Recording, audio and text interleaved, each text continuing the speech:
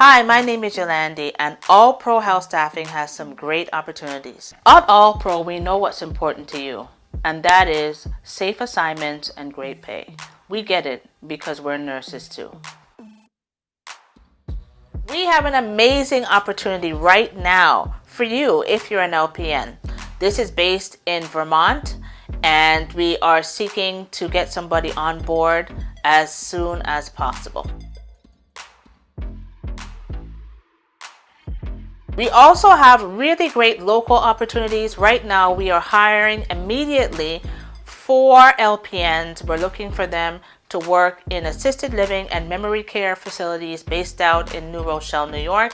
For more information about these great opportunities, call 516-387-4246. Click the link below or share this with a family or a friend.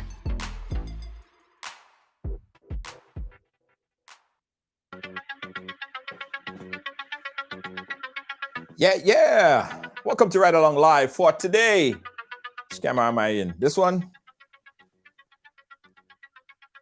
Fix up. Lord, I'm just so unprepared today. I'm so unprepared today. All right, I'm ready now. Hey guys, and welcome to Ridealong Live for today. It's Wednesday on the ride. Yes. It's Wednesday. Guys, we have a very interesting program lined up for you. Of course.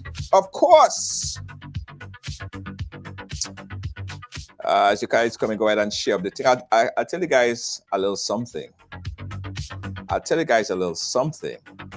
Hey, Esteline, how you doing? Let me make sure everything's sorted out. So, yesterday I was telling you guys that I was kind of developing a little stomach and I need to lose my stomach a bit, right? So somebody, and that's what I love right along. Some great viewer from Aruba, ladies and gentlemen. Aruba, they was watching the program yesterday and they want to give me an all expense paid trip to come to Aruba and they'll do a 1-week workout with me. A 1-week workout so that it can help me to get fit. Yo, generous, nice, sweet. Gotta love Ridealong.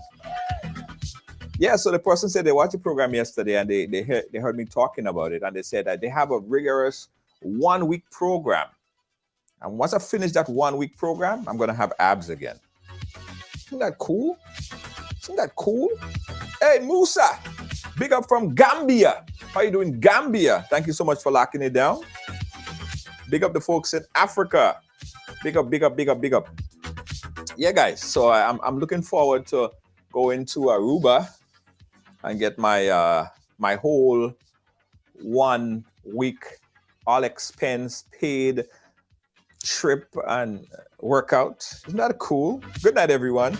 Just 1 week. Just 1 week. They said just 1 week is all I need. That's all I need. That's 1 week. Right, Lydia? So just 1 week. I don't need much. Just need to lose a little bit. Guys, today we have an exclusive conversation with a gentleman that I have a lot of respect for. He's a lawyer. He served as the Attorney General of Grenada. And he's just a well-respected guy. I tell you, I mean, whether in politics or other politics or whatever he chooses to do, I mean, he's well-respected. So we started this conversation because I think it was important that we dive a little bit deeper into understanding independently about the organization that was mentioned during the Prime Minister's town hall meeting. We didn't want no government information to give us what we need. We didn't want this side to give us, their side of it. We wanted to conduct our own internal investigation. So we went and speak to the one person I think who could be very independent on a topic like this, Mr. Jimmy Bristol. He's senior crown, and well, I'm not sure I'm saying it right. He'll explain. I had all the notes written down, but my phone just died on me, so I missed my note. But he'll explain. But anyway, he went through the documents, ladies and gentlemen. He went through all the documents. We were able to find documents, and we're going to go through it line by line to try to understand a little bit more about the operation of Faith Organization. Jasmine. All right, guys. So without further ado, we're not going to waste much time because I'm sure that we have a lot of conversation today. We have a lot to talk about. So just help me bring on the program right now. I'm happy to call him my friend. We met only one time in real life. Mr. Jimmy Bristol, how you doing, sir? Good evening. Very well. Thank you for inviting me on your program, and it's as always of assistance in conveying knowledge to the best to the public at large, because these are matters of public importance. I think it's my civic duty to assist, on a program such as. Thank you very, very much. Absolutely. Before we get into this documents here, this chunk load of document you were able to source, first tell us about your understanding of first of all, the announcement made by the Prime Minister. What's your take on the announcement, the timing of the announcement, and the placement where it was done in a town hall meeting? Well, deal with the Faith Organization for People's Development, Inc., formerly known as St. Andrews Organization, Inc. And I did see the Prime Minister's speech, and my recollection, at this point, is that the Prime Minister said that this had been paid certain monies, the government of Grenada, notably the previous administration, and I guess there were entered into or contracts between this company. And okay, Mr. Hold on.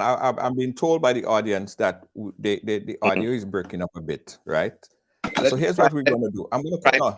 No, that's fine. Okay, you try the headphone. Try the headphone, and let's see. Guys, we're going to fix the audio. Rest assured that we're gonna make sure that the audio is clean. We have plan A, B, and C all lined up. Okay, 1, 2, 3, 4, 5. Yes. Yeah, let me see. Oh, we lost him. All right. Yeah, don't worry, guys. We'll sort it out. Worst case scenario, which I'm going to attempt to do right now, I'm going to go ahead and call him on the WhatsApp video, so we could do this that way. I'm sure that the audio might be much better on the WhatsApp. All right. So again, all right. The connection there. Right. Okay, good. Perfect. So we got you on WhatsApp right now. And okay. I'm sure the audio will be much better on on the WhatsApp. Let me just bring you up right now on screen. Right. So yes, you were saying, Mr. Bristol. In fact, before you comment, let me play back exactly what the Prime Minister said. This is the Prime Minister. Well, the name changed, so I will give you the original name and the current name. We encountered an organization called Faith Organization for People's Development, Inc. Now, the organization is incorporated under the Companies Act as a not-for-profit company. In 2 years, between 2020 and July of 2022, this company was paid $6.8 million by the government of Grenada.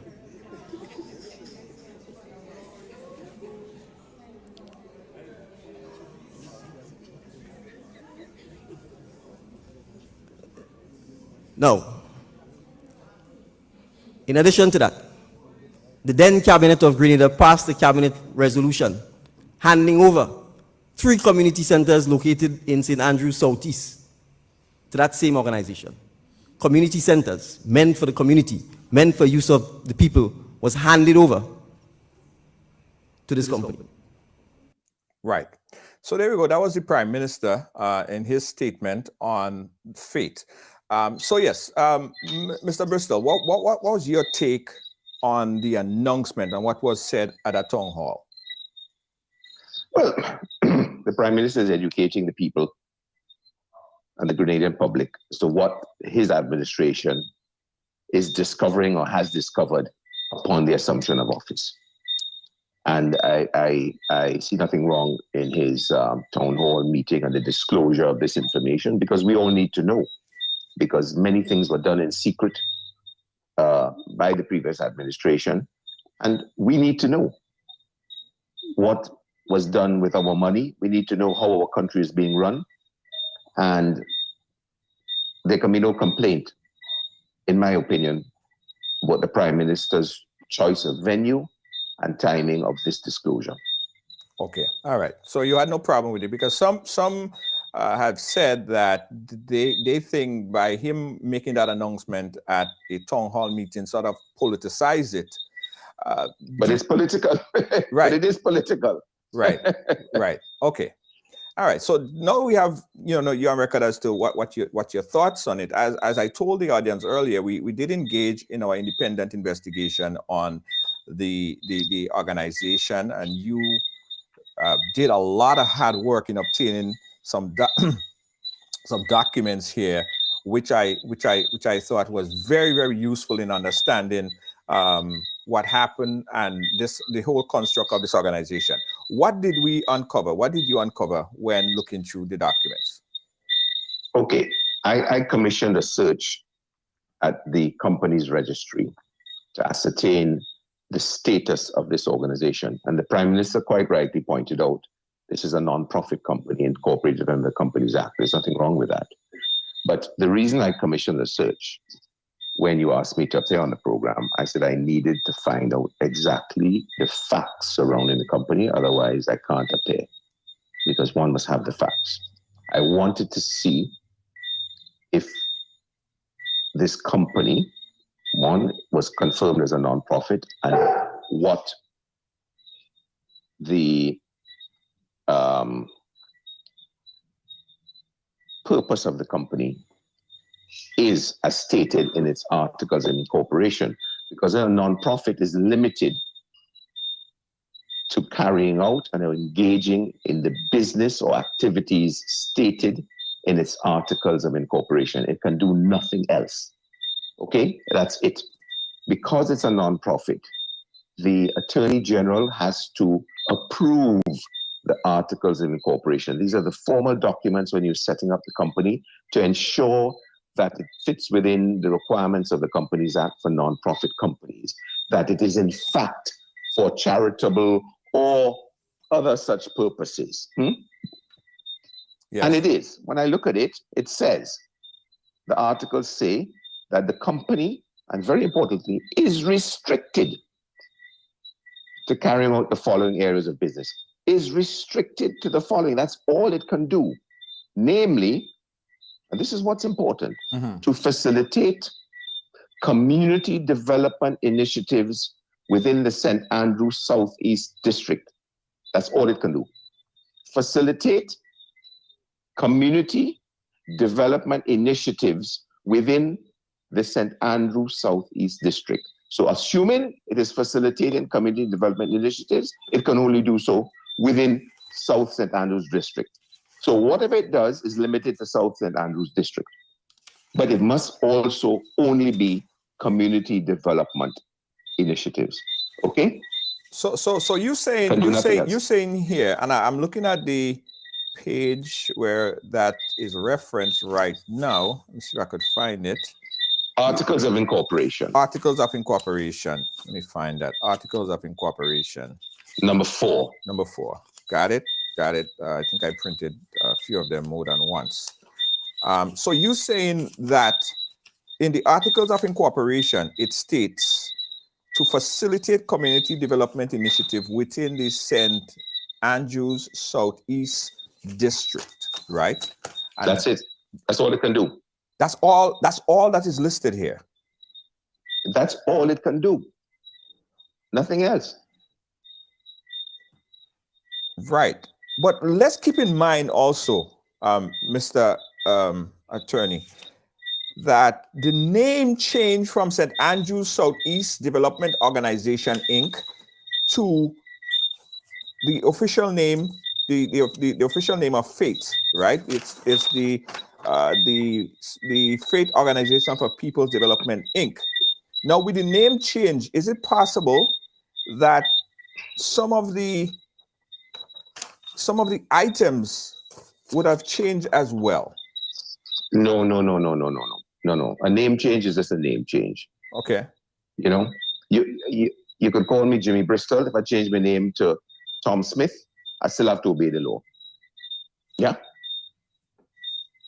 Yes. And the law in this case is what is set out in the articles restricting the business of the organization to facilitate community development initiatives within the South St. Andrews Southeast District. Full stop, no matter what the name is.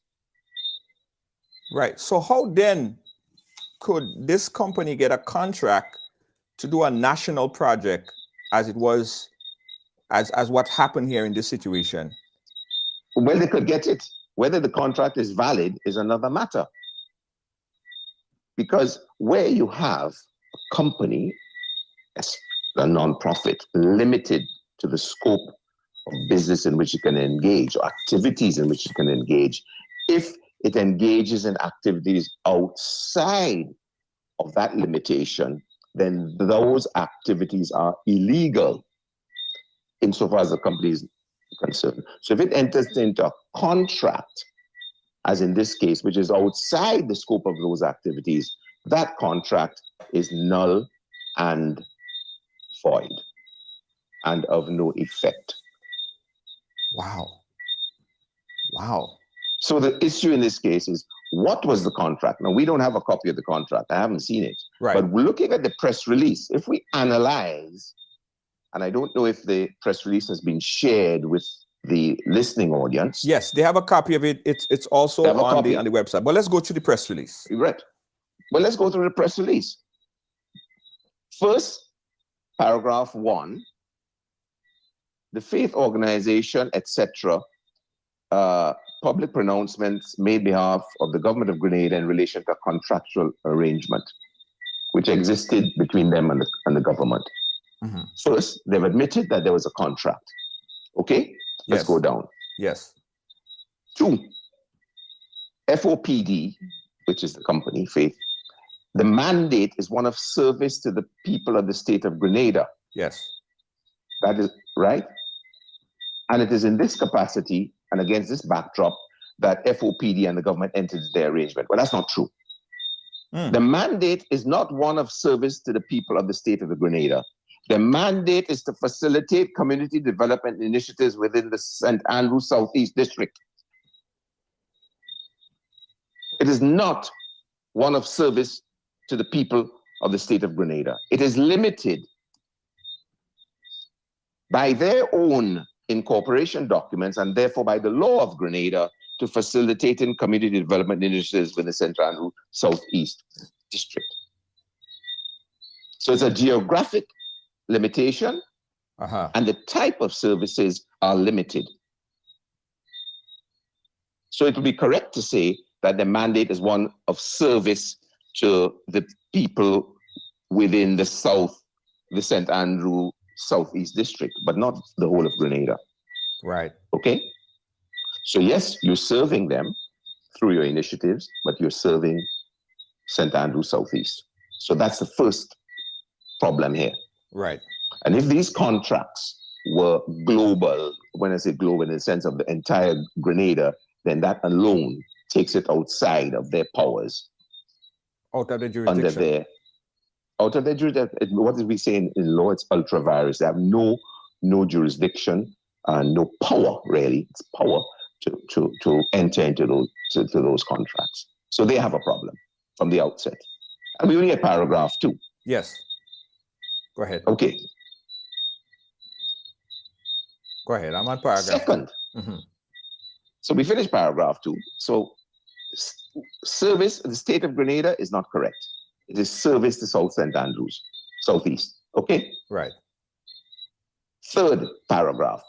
It says, second, the government of Grenada approached FOPD in early 2021, explaining to FOPD that there were a number of vacancies for support and ancillary staff in the Grenadian school system, which desperately and urgently needed to be filled before schools could be reopened.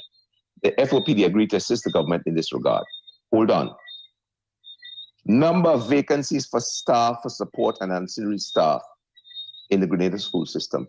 1, that is not your job. You are to facilitate community development initiatives, fill in staff vacancies within the government, which in the civil service of Grenada is a matter for the Public Service Commission under the Constitution, not for you, FOPD. You have a problem. And by sending out this press release, which it's come under your hand, you're admitting your wrongdoing. Whoever wrote this didn't think. Whoever wrote this was so engulfed. People talk about politics and the government releasing this statement in a town hall meeting in politics. This statement reeks of politics because no one gave any thought to corporate law and the rules governing corporate powers and what a company can do and cannot do. They were blinded by politics because when I read this entire press release, I can see that the whole arrangement was a political arrangement. But we'll come to that later. But I've given you a little tidbit up front. Right. Okay? Keep going. Right. So paragraph 3, there were a number of vacancies for support and ancillary staff that have nothing to do with y'all. Let's go to paragraph 4. Yes. Resultantly, FOPD and the government entered into 2 written contracts. So there's the written contracts, the first contract dated, etc., and the government prepared those contracts for execution. Whether the government prepared the contract or Tom Jones prepared the contract, the fact is you had no power to enter into the contract. Point blank. So don't blame the government and say to this new administration, which is the same government, it's just a different set of people running the show, that you are bound by the contract because you prepared it. You, company, entering into the contract, have to ensure that you had the power to do so. If I am a minor, a person under 18 years of old, I don't have the power to contract.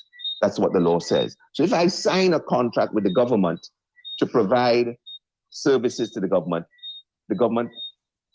a new government, and this election comes in, they can ignore it, they can disregard it because there wasn't the contractual capacity to enter into the contract and it's null and void. The same thing is happening here, in my opinion. I stress, this is my opinion. Right. Okay? Let's analyze further. So paragraph 1, 2, 3, 4, 5 now, beginning pursuant to these contracts. Pursuant to this contract. This is where it gets interesting here. The FOP acted in the capacity of a contractor to provide the government of Grenada with the services of hundreds of cleaners, etc. Is that community development initiatives within the St. Andrews Southeast District? Providing workers, sourcing workers for the government? That's not your job. And of course, I guess the question... If the government came to you and said, look, you might be some people in your community, if you see anybody looking for work, send them to us. That's quite a different thing. You send them there. Right. But you don't need a contract with the government to supply. You are entering into an arrangement with the government outside your powers because you have no power to do that because it's not a community initiative for development. And it encompasses the whole of Grenada in any event because you are limited to St. Andrews Southeast. Okay. Now, I say we don't know the details of the contracts, but they admitted that their contract was a contract to supply labor to the government. Does the question of... Does the question of NIS comes into play at this point? Well, we're coming down. They mentioned it further down. You deal with them in NIS. Because they have shot themselves in the foot with this press release. And if they go to court or arbitration or wherever and the contracts come to light, they're going to be in deep doo-doo. Oh, yeah. The next paragraph, third. Yeah, so wait. I'm there. There. Yeah. They acted in the capacity to provide the government with all of these workers. Third, none of the workers who were engaged by FOPD are permanently employed by FOPD. Stop. They're not permanently employed. In other words, they're employed, but not permanently. So they are the employer of these workers. They are not the government, you know. Now, if you are sourcing people as part of your community initiative, looking to support your people in the community, fellas, I have a work for you in the government, go down by such and such a ministry, government will sort you out.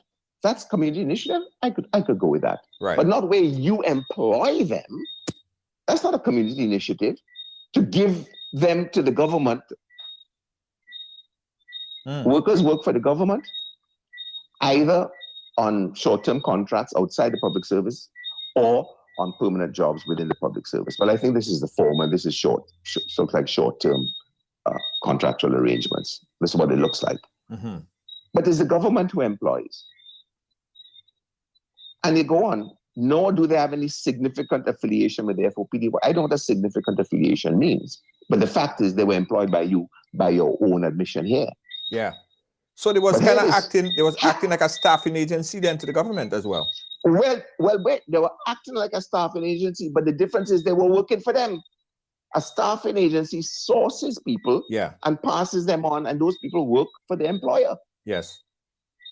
But here they contradict themselves in the next sentence. The FOPD merely served as an intermediary.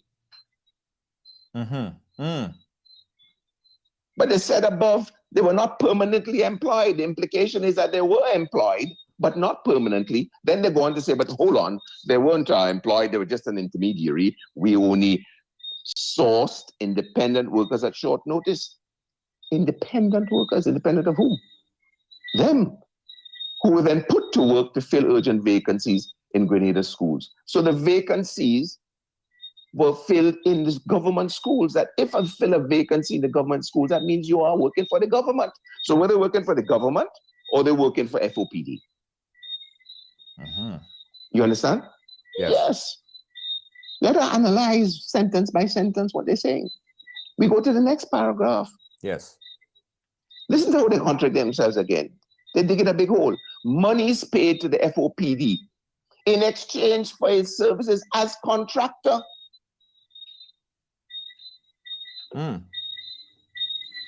So they were paid as a contractor to supply labor, which is outside the facilitation of community development initiatives within the St. Andrews Southeast District.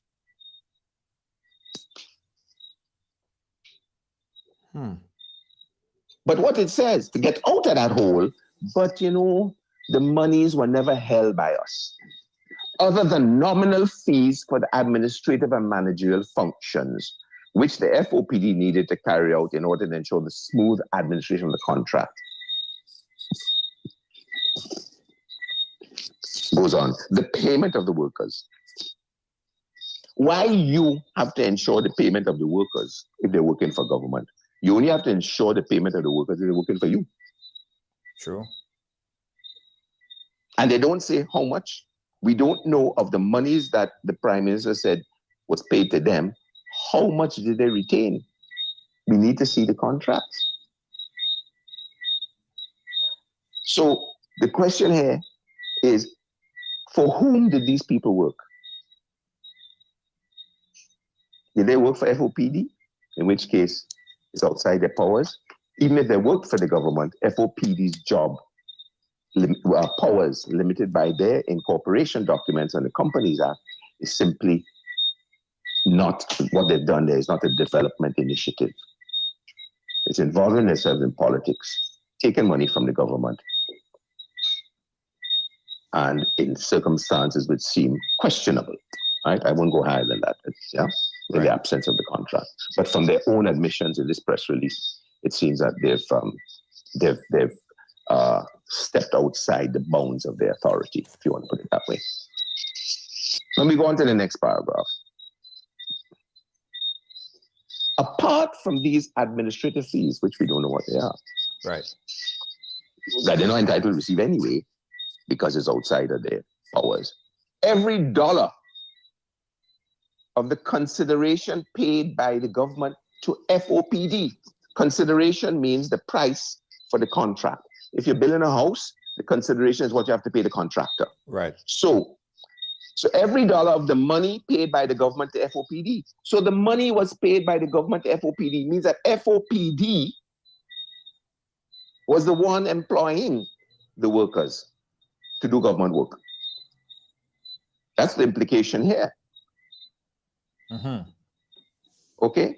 And it was either directly paid to the workers, so they had a contract, these people work for you, but you send them to the government offices and departments to carry out the work.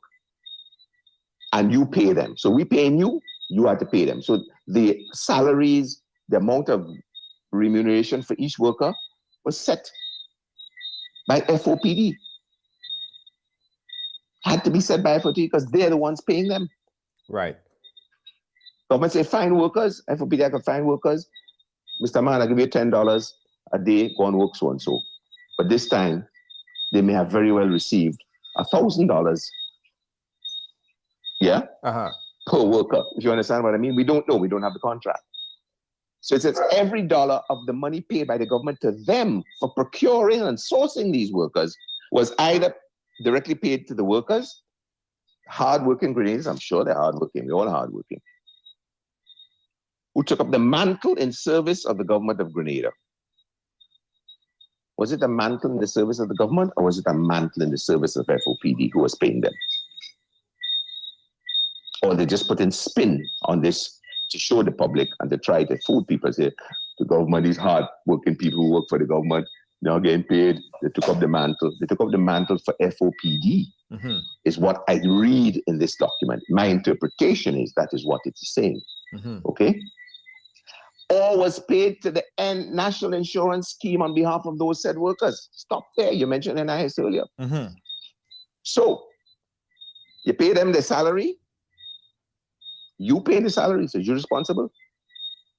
And NIS. Now you could only pay NIS if you was the employer. So you had to take two deductions. Your payment, which I think is the employer is 5% and 4%. I can't remember what it is now, right? But you have to take out your contribution as the employer and their contribution as the employee. And we need to know that. We need to see for each person, each named person, that all those people who worked were registered NIS, had their numbers, and that for every payment, the full deduction, employer and employee, was made and paid into the NIS fund. They'll have to disclose this when they go to the arbitration, as they threaten down below. Yeah. Okay? Because if they pay NIS, it's not government paying NIS. If you work for the government, government will pay the NIS. Right. What are you doing paying NIS for? You become an employer of labor that is outside your company, what the company law says that you can do, which is, as I stress this, to facilitate community development initiatives within the St. Andrews Southeast District. And this is a global contract for Grenada. There's no South St. Andrews, according to this press release. It says Grenada. Okay. Regrettably, it goes on. Sorry. Yeah, regrettably. Fourth. No, it says fourth. Let's come back. Yeah, fourth. Okay. The monthly sums which are paid to the FOPD pursuant to its contracts with Grenada were fixed by the terms of the contracts. Okay, the monthly sums could be fixed by the contracts, but what were you paying each person? The government could say, I'm paying you $5 million a month, for argument's sake. But what are you paying each person? Suppose the government paid you $5 million a month and you only employed 2 people. Where did the rest of the money? You understand what I'm saying? How many people did you engage? So what was the surplus after paying these salaries? Yeah? Whoever wrote this didn't think. They don't have much brain. Sorry, I don't know. Maybe one of my colleagues, I don't know who it is, but you didn't think. You really didn't think when you put pen to paper. You hastened. Politics was in your head. Your blood was running hot, and you dropped yourself in it. So this basically I'm going to dissect. This exposed They the expose illegalities themselves. and expose themselves. Yeah, absolutely. We're going to dissect this document. This is what I'm doing. So let's read. Yes. Fourth, the monthly sums which were paid to the FOPD pursuant to its contract with the government were fixed by the terms of the mentioned contract and were therefore entirely known. That's right, but that doesn't excuse you. If the government prepared the contracts and had the money set out, $5 million a month, for argument's sake, right? So let's say $5 million. I don't know what it was. $1 million. The fact that government knew doesn't excuse you from entering into a contract which you knew from your own constitution of your company you had no right to enter into. So don't try that. You can't say you knew and I know I'm wrong, but because you knew I am right. It doesn't work like that. Okay? You're wrong, you're wrong. So I would advise their lawyers to advise themselves a little better. Okay? Yes. Now, let's go down. Yes. Regrettably, next paragraph. Despite this foreknowledge that the government knew that to pay this money to FOPD and FOP would pay the people. No, there's no contract between the government and the workers, you know. The contract is government and FOPD. So when the workers turn up to work, is FOPD supposed to pay them? If the government don't pay FOPD, that doesn't mean FOPD doesn't have to pay the workers, right? You understand? The contract is between the government and FOPD, and then there's a separate contract between FOPD and the workers, according to what I read here. Okay? But I think you need to repeat that. I think you need to repeat that because that is one of the big underlining question here. Absolutely. It appears to me from this press release that there was a contract between FOPD and the government for the supply of labor, and there was a contract between FOPD and each of those workers to pay them their salary. This is what I get from this document. Okay? Now, regrettably, despite the government knowing that to pay these monies, and the FOPD's provision of workers as contracted, the FOPD received no monies. No, the FOPD's provision of workers as contracted, not workers as contracted by the government and the worker, you know, workers as contracted between FOPD and the government for the supply of those workers. That's what that means. Okay? The FOPD received no monies from the government for the services rendered by the said workers for the months of July 22 and August 22. Let's stick a pin there. Yes. The FOPD received no monies from the government for the services rendered in July and August 2022. That can't be right. The government is not paying for the workers' services. The government is paying FOPD. FOPD must pay the workers.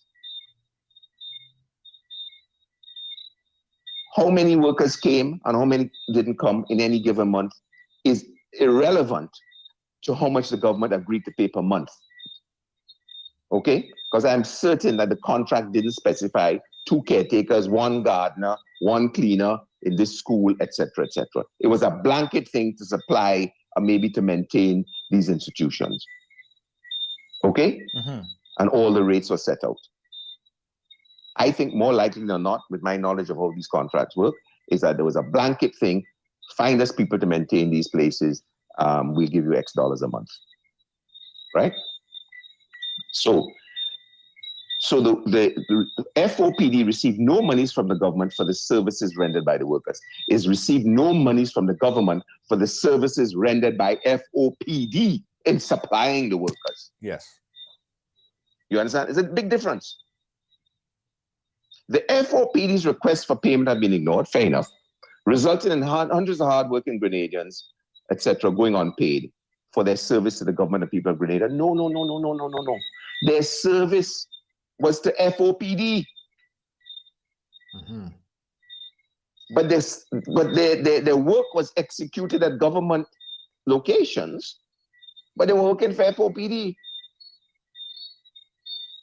If I'm working for a construction a contractor and I am building a bridge, I'm fixing a road in Molinaire, it's a government road. Government don't pay me. The contractor fixing the road pays me. And if the contractor don't pay me, I can't go to the government and say, you pay me. Sure. I don't work for you. The services are rendered to the contractor, and the contractor is rendering contractual services to the government. But I am indirectly rendering a service to the government because I'm building is a government project. Right. But my relationship in respect of services to my immediate employer, who is the contractor. So the immediate the relationship here is not between the worker and the government, it's between the worker and FOPD. FOPD is not relieved of its obligations to pay these people whom it appears to be that they're employed. If the government refused to pay FOPD, you still have to pay.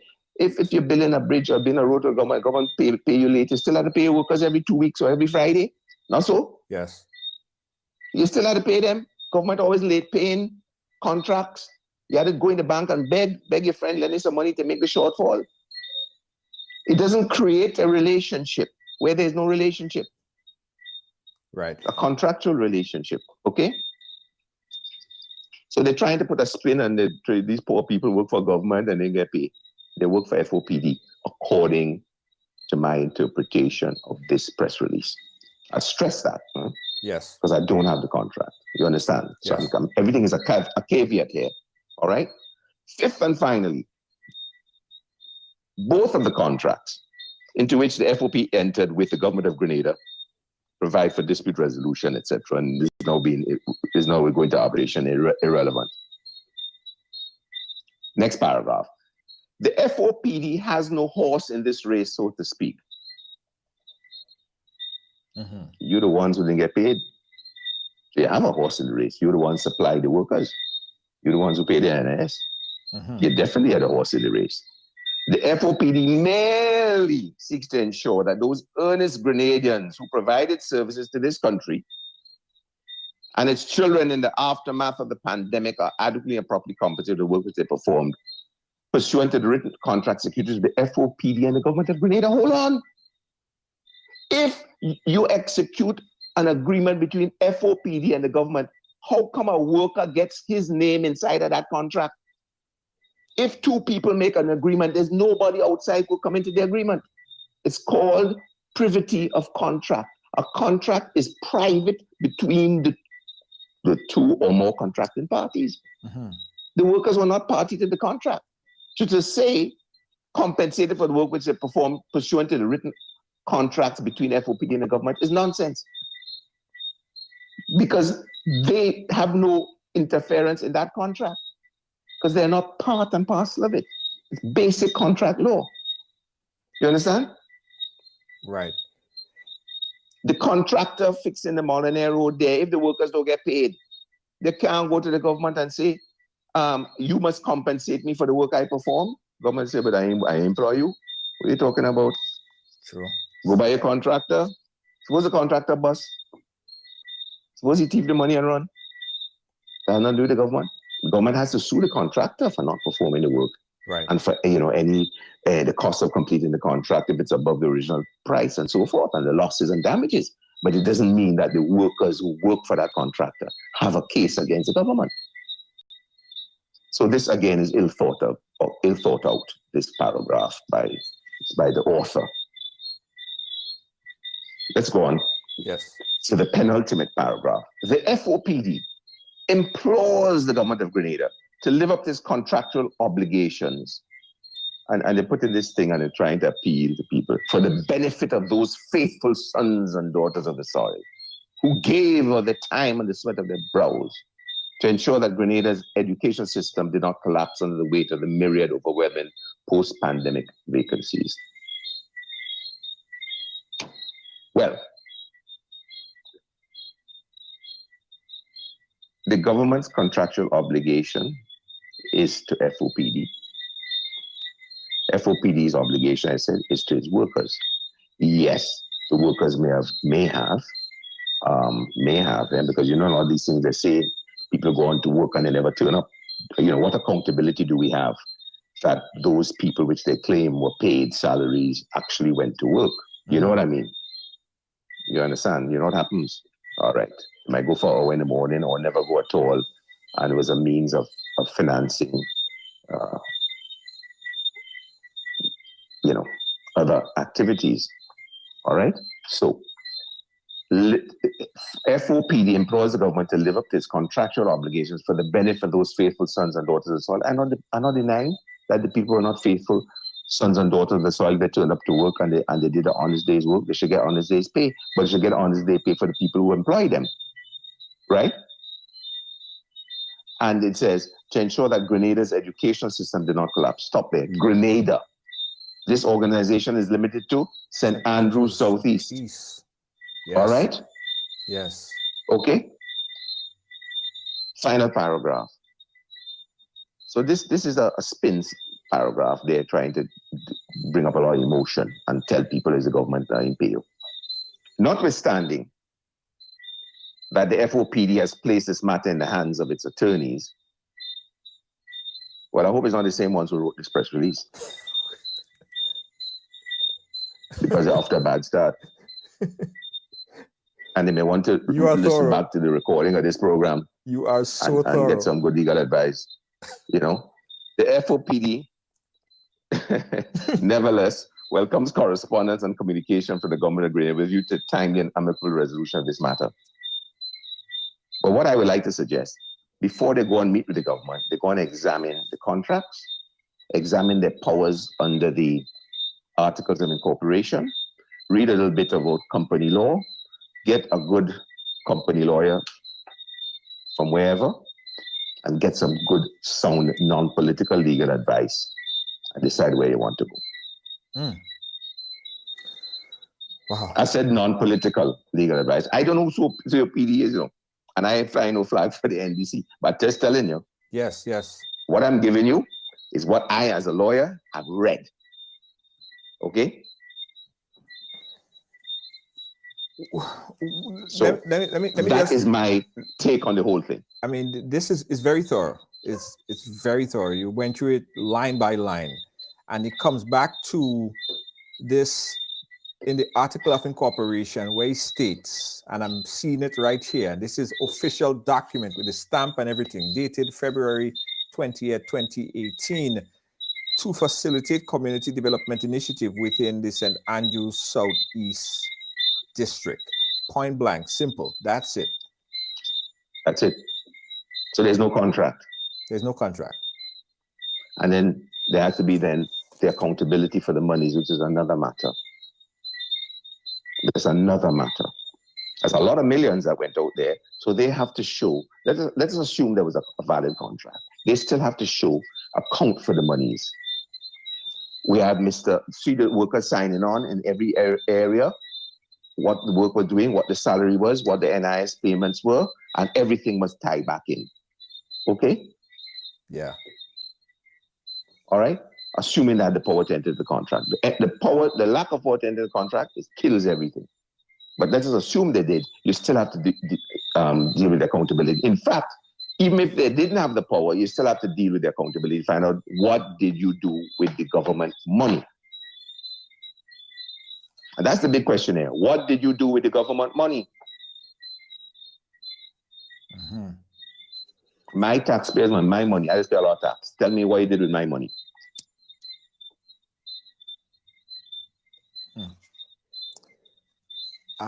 I don't know this organization, but it was formed in 2018. I don't know what they did since then. Right. But it's my understanding nothing was done between then and 2022.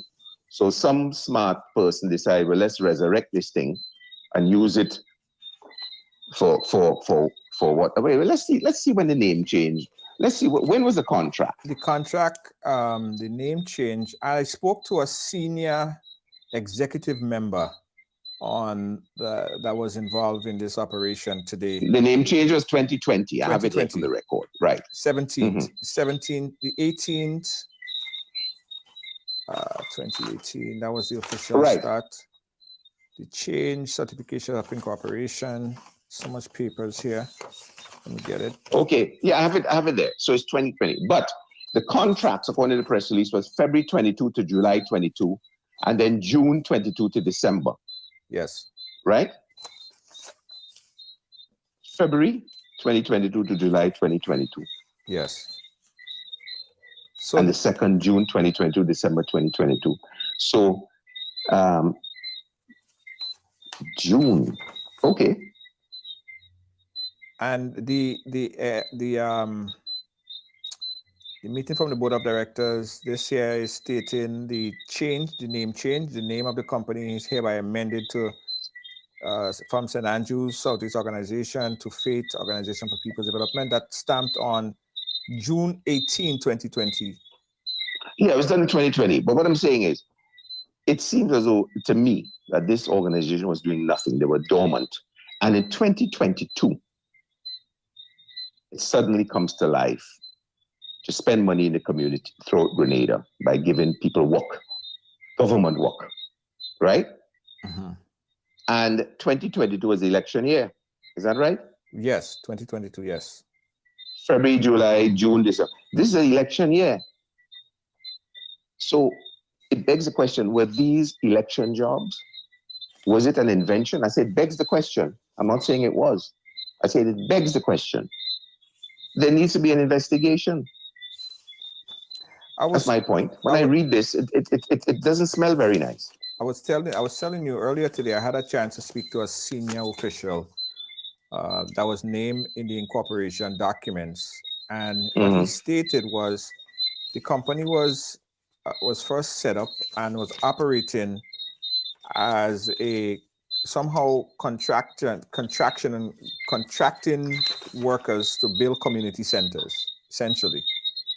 That's what they did. And the name St. Andrews Southeast Development Organization, the acronym was very close to the acronym SADO. And because it was so close, they opted to change the name. That's what the executive member told me. Well, that's fine. You can change your name. There's no issue there. I don't take issue with that at all. There's no issue there. The question is, it appears inactive. But certainly these contracts were awarded in an election year. Now, I don't remember when the election was announced. I can't recall. Okay? But it was in the election year. And what I'm saying is, it begs the question, was this really jobs? Yeah.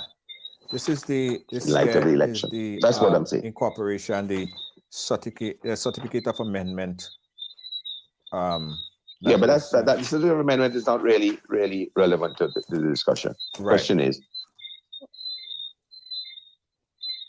were these people, notwithstanding you couldn't enter into the contract, were these people really and truly employed? How many? Was this money all paid, say, for the administrative expenses to these people? Where were the NIS records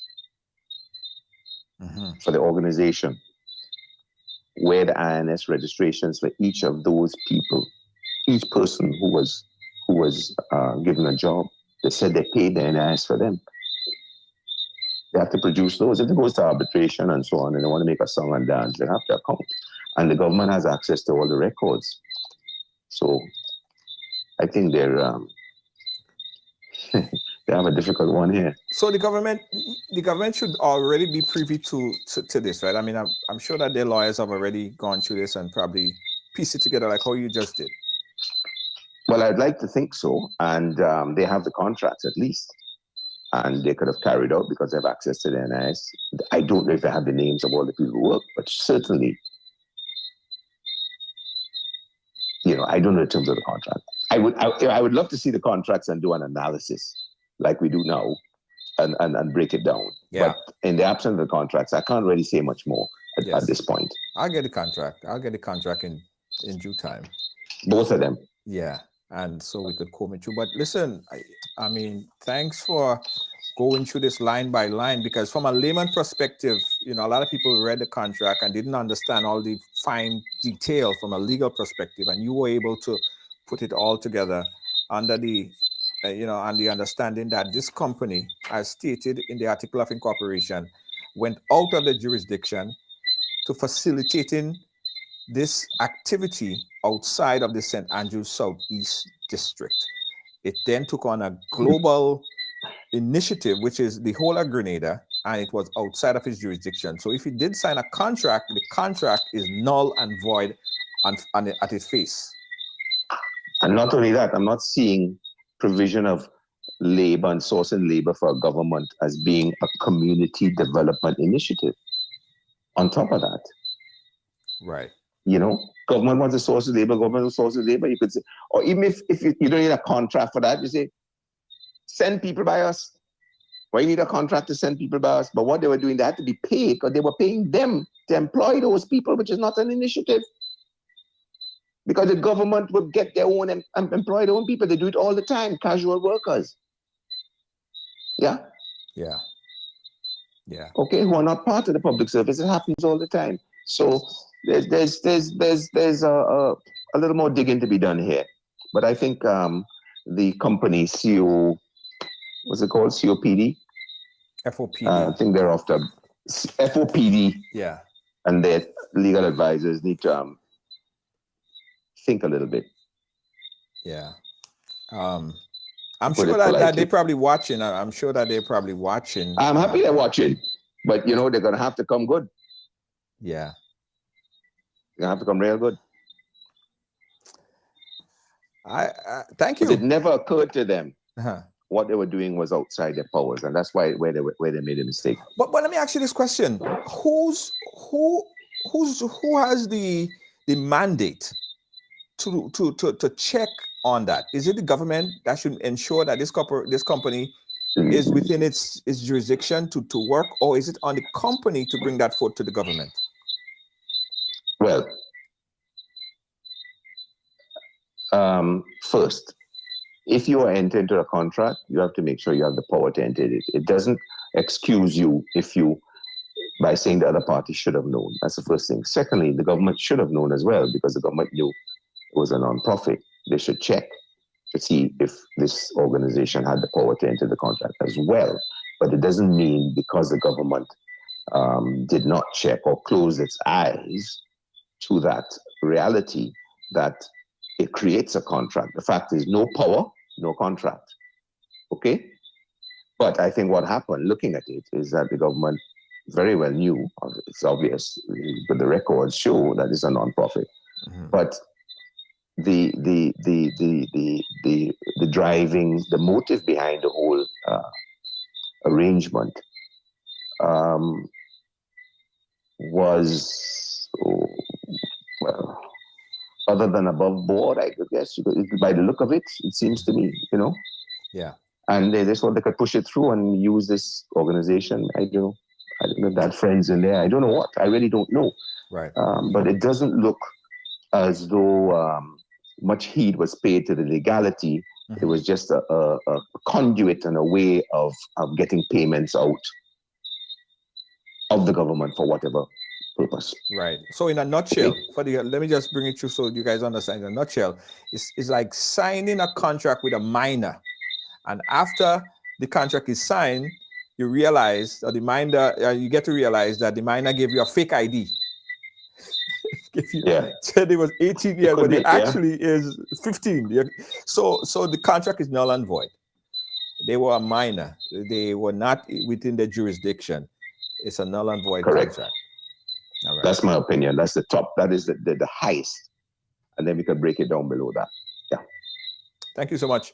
Thank you so much. I'm happy that we were able to, use your service to get some more clarification on this. I'm sure that there might be other pushbacks. I'm sure, the other side might have some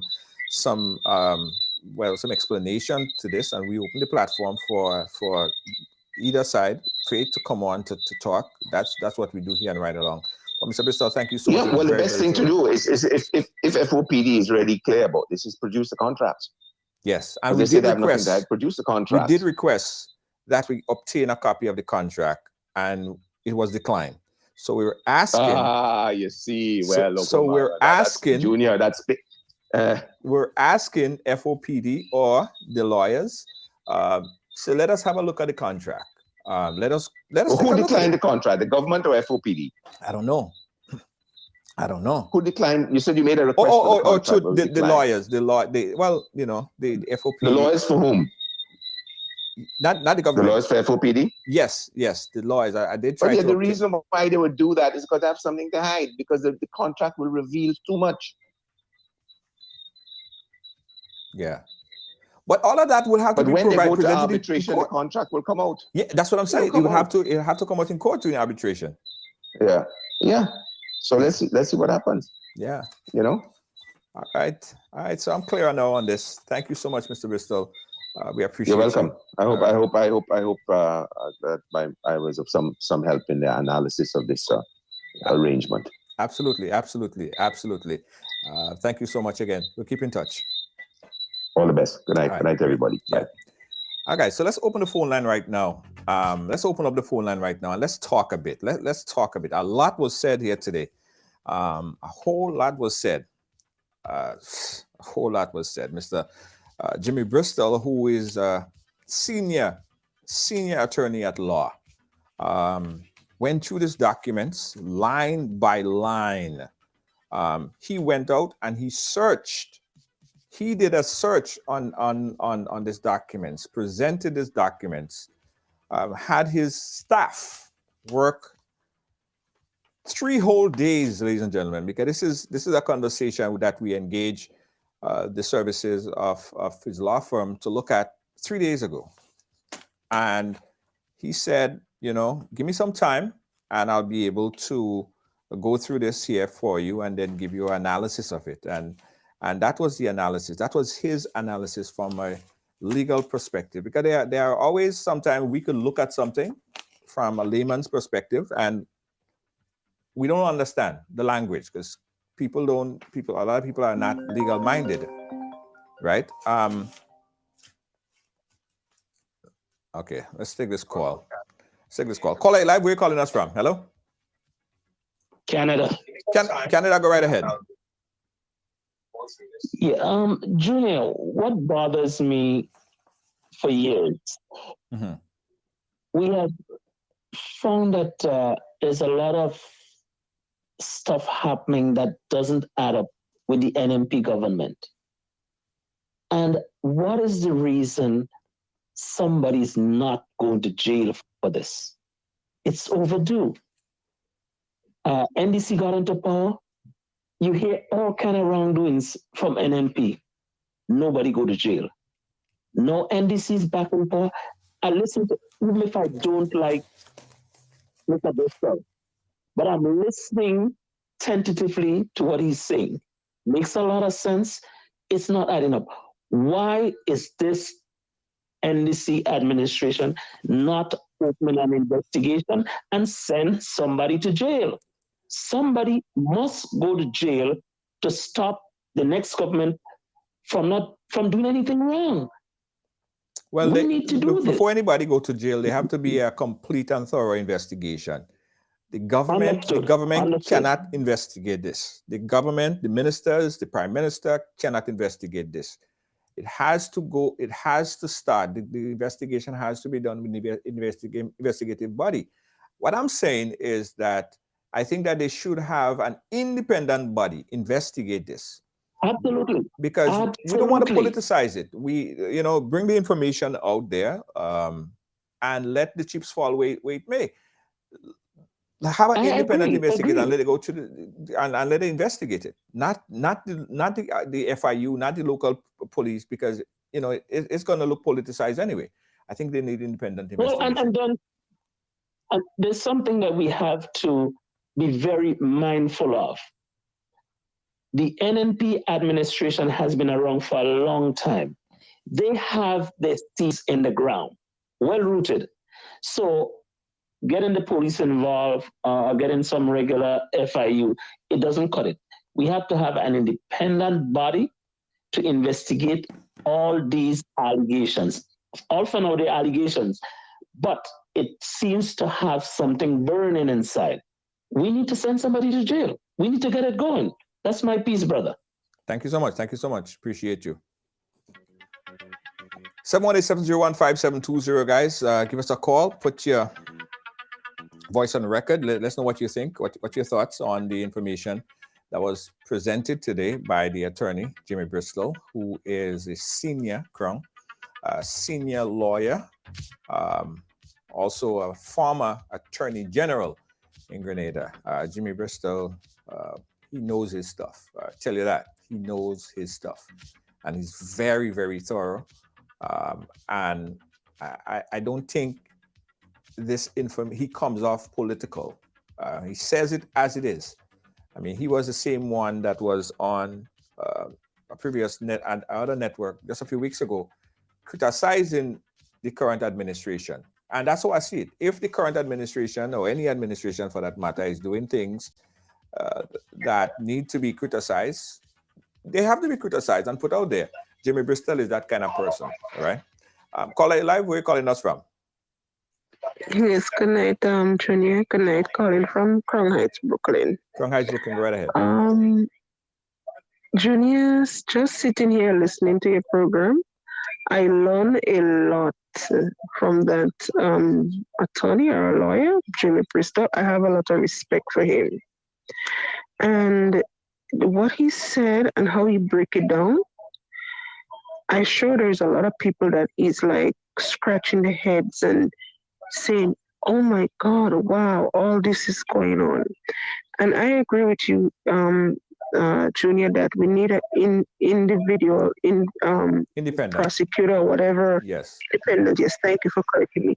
To sort out this thing, because it's going to look like a political thing, and we don't want that. We want to see facts, we want to see truth, we want to see this whole thing, because it is very important that we taxpayers, I mean, people look at it like Grenada, it's Grenada's taxpayers, but what about we in the diaspora? Our tax money is involved too, because when we send things home and all this, we contribute and we put in money for certain things, so it's not only the people in Grenada tax money. What about people here? We who lives overseas here, in this country here.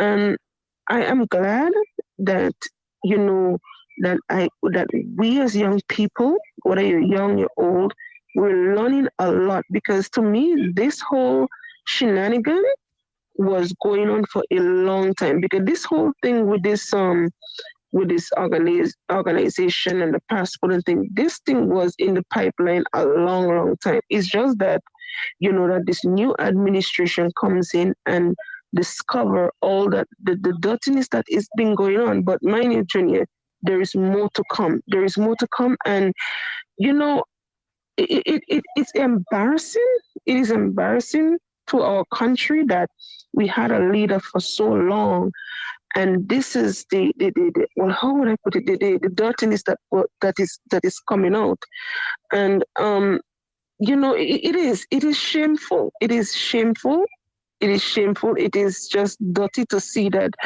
all this is coming out. And people going to be thinking, and last thing, Junior, you see, when things like that happen, I don't blame people who do not want to go to the polls and vote, or vote for politicians, or vote for government.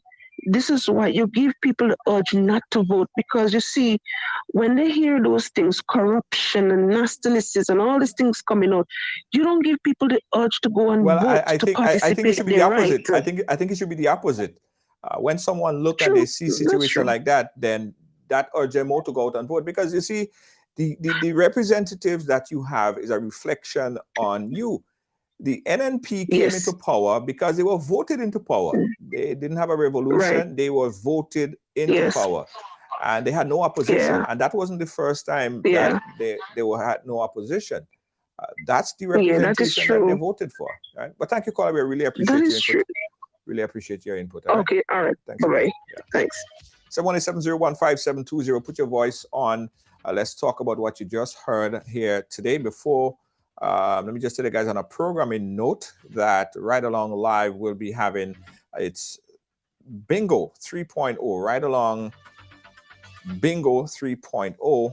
And that's going to be on December the 23rd. That's 2 days, guys. 2 days before Christmas. $6,000 money bingo. $6,000 money bingo. You could get your ticket right now. Get your ticket tonight. Very, very limited, guys. When we sold out, we sold out. We ain't selling more. We ain't getting more. We ain't giving more. Get your tickets tonight. Tickets are only $25 US. And yeah, guys, you could win up to $6,000. $6,000 US. Tickets at 25 US. You could get it tonight at ridebuy.com. That's ridebuy.com. That's Ridealong big money bingo, and that goes down on the 23rd. Get your tickets tonight at ridebuy.com. Again, that's ridebuy.com. Make sure you get your tickets tonight, guys. Phone line still open up, 718-701-5720. Let's take a quick commercial break, guys. We haven't done that in a little bit, and we'll be right back. My name is Yolandi, and All Pro Health Staffing has some great opportunities. At All Pro, we know what's important to you, and that is safe assignments and great pay. We get it because we're nurses too. We have an amazing opportunity right now for you if you're an LPN. This is based in Vermont, and we are seeking to get somebody on board as soon as possible. We also have really great local opportunities. Right now, we are hiring immediately 4 LPNs. We're looking for them to work in assisted living and memory care facilities based out in New Rochelle, New York. For more information about these great opportunities, call 516-387-4246. Click the link below or share this with a family or a friend.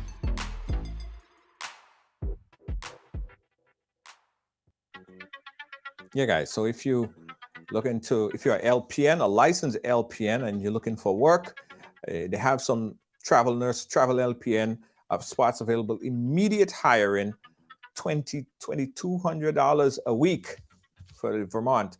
Also in the New Rochelle area in New York, you could also check them out as well. The number 516-386-4246 is Call All Pro. Now call them now. They have immediate opening for LPN. If you know someone that's looking for a job and is a licensed LPN in New York City, pass that information off to them, and so they could take advantage of this great opportunity. Phone lines are still open, guys, for the next 2 minutes or so. We'll take a few more calls about what you guys heard here today. What's some of your summary? What's your thoughts?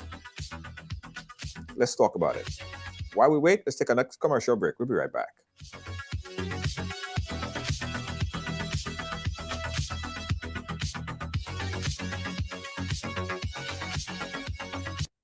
Williams Funeral Service serve you with dignity and compassion as you mourn. Every day, we embark on the journey of life, and one day, the journey will end. It's on that day that you can entrust the celebration of life of your loved ones to David Williams Funeral Service. Call 718-291-3823.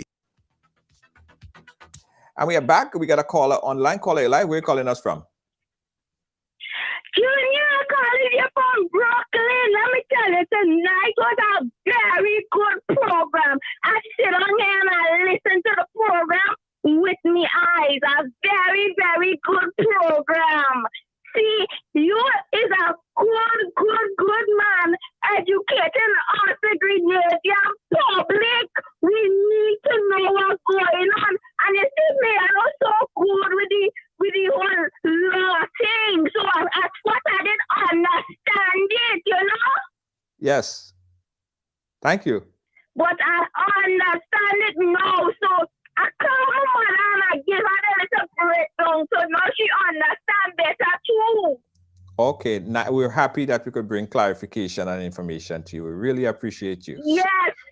Junior, my blood boiling. Boiling. I said, oh God, the people and them, they don't go that side. Imagine all these years, this thing going on and we didn't know. We kind of didn't know, but we didn't get the information. Yes. But now we have it. I feel my heart pumping. I said, let me go and make some cocoa tea and get some cocoa bar by Labbe the other day. You know Labbe? Yes, Labbe Market. So I pick up my cocoa bar, I pick up my Baileys, my cinnamon, and I make me cocoa tea and I put a little flour in it, you know, that I was picking it up a little bit. So I do that and I drink it because it was too much tonight. It was too much with the program. Anyways, good night, Junior. Thank you. Appreciate you.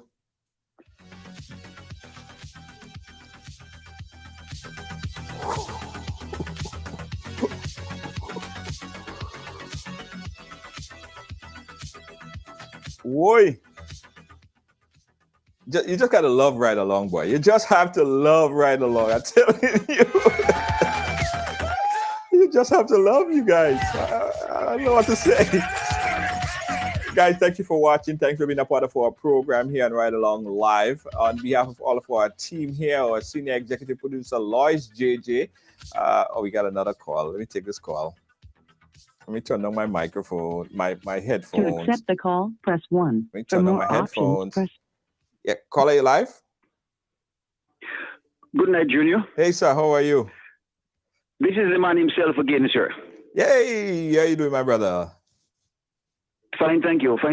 And, well, Mr. Bristol is not there no more, but I have to say good night to him. I don't think I know him personally, but it doesn't matter. But I've seen him many times on a different show, different programs and things like that, even Stanford Simon program, which I think is a Christian now or something like that, something that the other. But anyway, I came onto the program late, so I didn't hear 95% of the things he had said, but I just presume all what he said, you know. And but before I go further, I have to say that this guy who called about he don't like Mr. Bristol, that was not the topic. That's ignorant. I don't know who he is, and I don't care. But he sounds just as Kit Mitchell supporters. You understand me? Because that have nothing to do with it. He don't like Mr. Bristol. Mr. Bristol don't ask him to like him. Mr. Bristol don't like him neither. And he cannot walk in Mr. Bristol's shoe. None of us. Mm-hmm. So he ought to order to do that. You understand? But anyway, I cannot comment on what Mr. Bristol has said because I didn't really hear most of it. Right. But I thank you very much for bringing him on. I know what he has to say is very educational, and the people of Grenada has to be blamed because they have 15, and they didn't know what they were doing to their own self. You understand? So I will go back and listen to the other callers. Yes. And thank you again, my brother, for bringing on Mr. Bristol. So keep on bringing on the good people, sir. Thank you. Thank you so much. Appreciate you. All the best, sir. Night. Yes, as I was saying. On behalf of all our team here at Ridealong Live, our senior executive producer, Lois JJ, hardworking, of course. Lynn, big up yourself. Gail Charles, Tian Fraser, and Gibbs. Thank you guys for watching. Guys, if you have a business and you want to advertise right here on Ridealong Live, this is it. This is where it's at. All right. Send your business viral. Contact us for more information how you could advertise and market your business. Send your product and service to the world. Give us a call at 718-701-5720, 718-701-5720, or inbox us right here on the Ride. Ride Along Live. Everyone has a story to tell. Now, guys, listen, tomorrow, I don't want to talk politics. I don't want to talk politics. I want to have fun tomorrow, please. Talk to the producers. Let's have fun tomorrow, please. All right? Let's have fun tomorrow. Let's talk something nice and lighthearted, please, tomorrow. All right? Fun, lighthearted, and engaging. Okay? Oh, before I go, I got to show you guys this. How to get your ticket for the bingo. This is how you get your ticket for the bingo, guys. I have to show you every time because some of you guys forget. So this is the RideBuy app. You'll find RideBuy by going to ridebuy.com. That's RYDEBUY.com. RYDEBUY.com. And you just scroll down, guys. And you right here, purchase the ticket. Click, boom, right here. Add it to your cart and pay for it. As soon as you purchase your ticket, you will get your bingo ticket in your email. Now they have a special. We have a special. You get 5 tickets for $100. 5 tickets for $100. 5 tickets for $100. You click that combo package right here. 5 tickets. Now again, it's a $6,000 bingo. $6,000 in your hand. Wow, just like that. So you want to increase your odds of winning, right? You want to increase your odds of winning. Getting 5 tickets make you 5 times more likely to win. 5 times.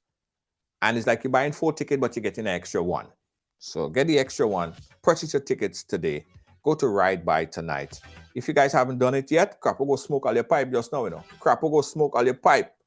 If all you even get it tonight, crap will smoke all your pipe. I ain't gonna tell all you how much ticket I sold last night. After we finished the program last night, I say, whoa, all you go crash the site.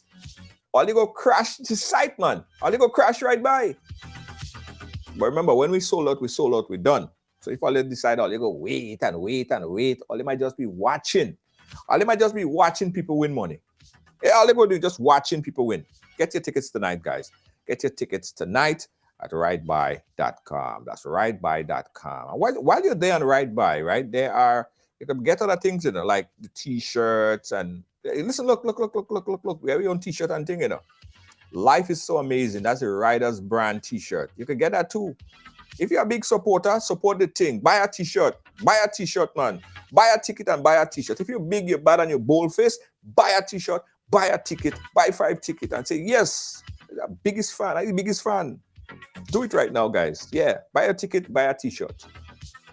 Catch you guys again tomorrow. Tomorrow is Thursday, Friday is free up. I know we're free up on a Friday, but I want to free up tomorrow too, please. I want a light topic. I want something light.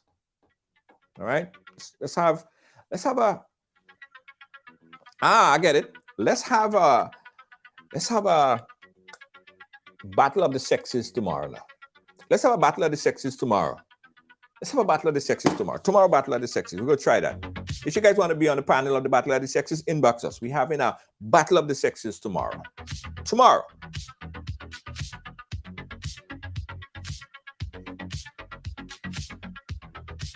All right, get your ticket tonight, guys. I ain't going to say it again. No. Get all your ticket tonight. In fact, get up the live now and go and get your ticket. Get up them people live and go and get all your ticket right now. Catch you guys again tomorrow. Peace out. Good night.